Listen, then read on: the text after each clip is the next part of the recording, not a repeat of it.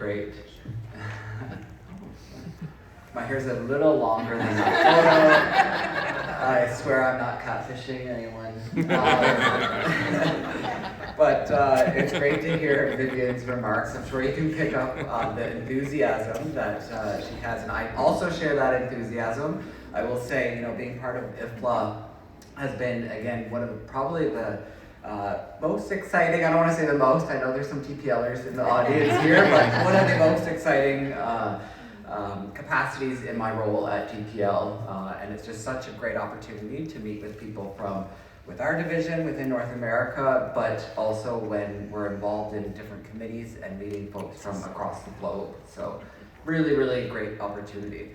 So my presentation is really speaking about our most recent report, the IFLA Trend Report, Facing the Future of Information with Confidence. So before I get into it though, I'm always curious who's in the audience. First, and this isn't a test, but who has heard of the report or even read the report?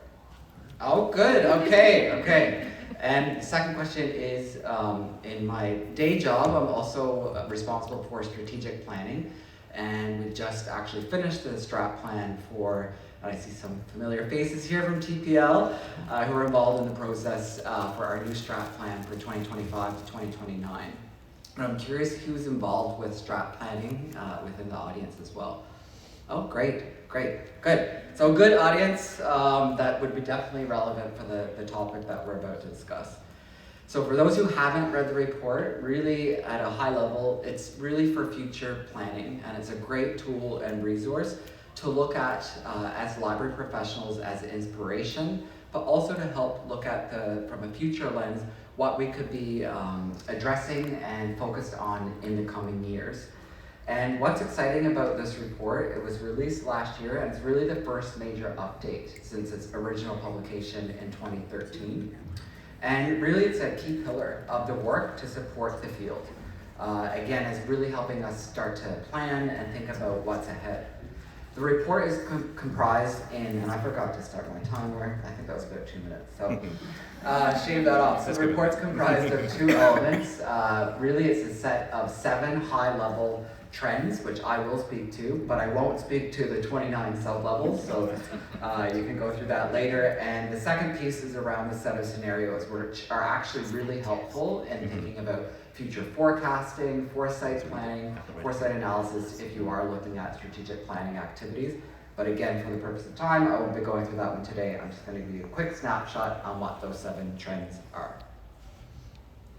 So the first, it's very exciting, and I've heard this in a few sessions already. It's looking at the changing knowledge practices that's taking place across the globe.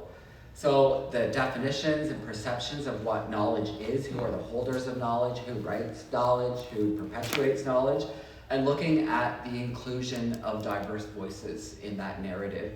And it's something to really think about in the types of information that we provide as information professionals.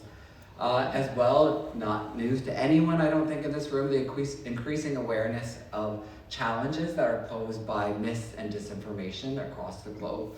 And we see that happening through, obviously, news outlets, but also what's happening when people are not doing a critical analysis of the information that they're assessing and reviewing, and a vital role for libraries to play there. The second is looking at AI, the impact of AI and emerging technologies.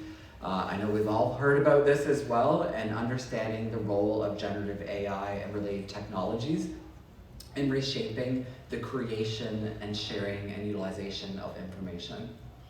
You probably see in the news most recently DeepSeek and the challenges that are happening there with OpenAI and how that's evolving literally over days. So that just gives you an idea of how rapidly changing this space is. So again, it presents exciting opportunities, but also challenges to think about. In my other hat at TPL, I'm also in charge of policy, and we just brought Monday night our first AI policy to the board that was approved, but it really lays the groundwork for us in looking at how we provide AI for staff use across the organization.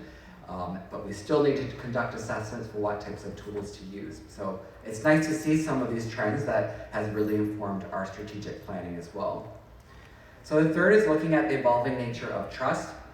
So looking at the shifting levels of trust amongst government and larger body institutions and media outlets.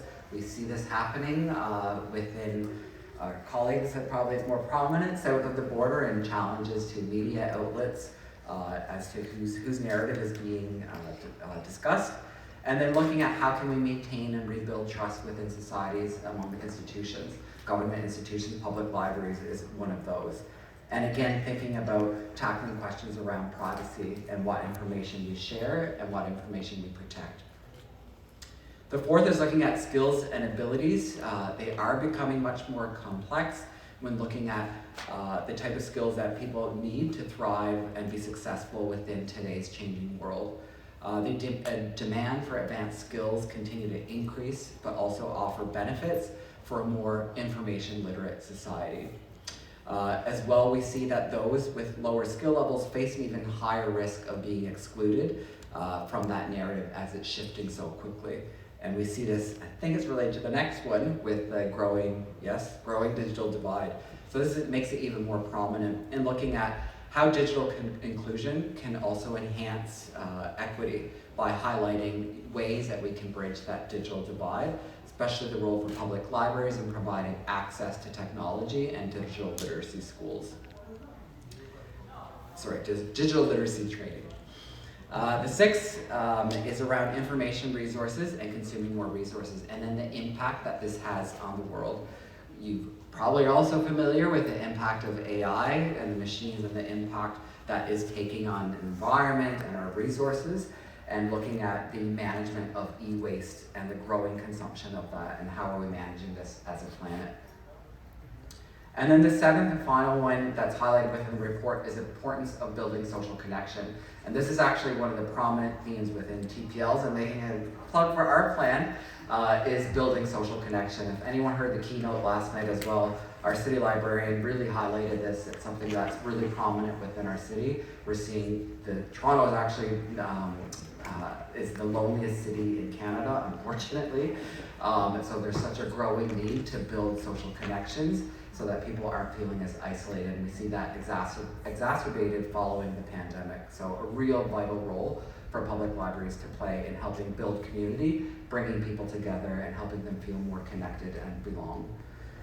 With that, I think I'm handing it to the next speaker, Susan. Thank you.